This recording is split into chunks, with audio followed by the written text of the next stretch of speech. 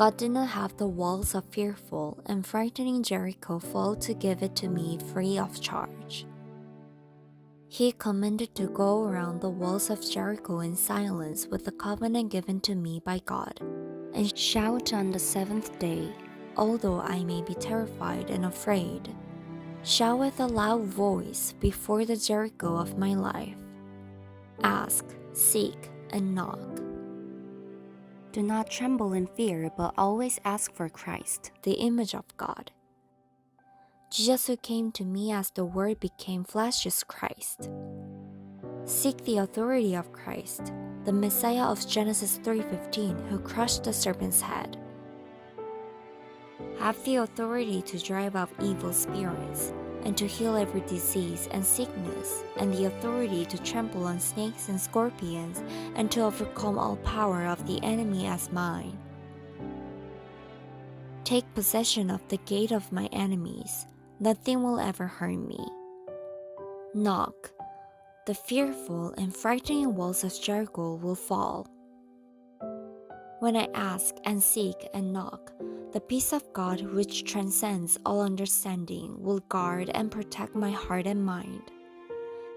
If I suffer trembling and fear, that means I am still living as a slave of Satan. The God of peace has crushed Satan's head under my feet.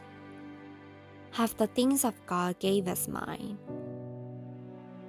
The Creator God has given me His own image, the image of God, as the blessing of creation that rules over all creation. When the image of God is restored in my body, peace, prosperity, and victory will come. When I feel obscure, being blinded by Satan, the God of this age, I will lose the image of God. Christ is the image of God. Connect God's absolute plan to my field. God's absolute plan is to save me through Messiah Christ, the offspring of the woman who crushed Satan's head.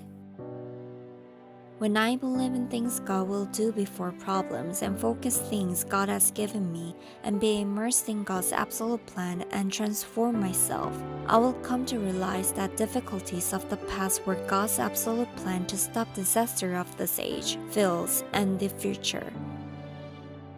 When I focus on Christ, the immeasurable secret of God, my heart will be pure. When my heart is pure, the image of God, His own image given to me by God, will be shown in my face. Now, look into the mirror and check.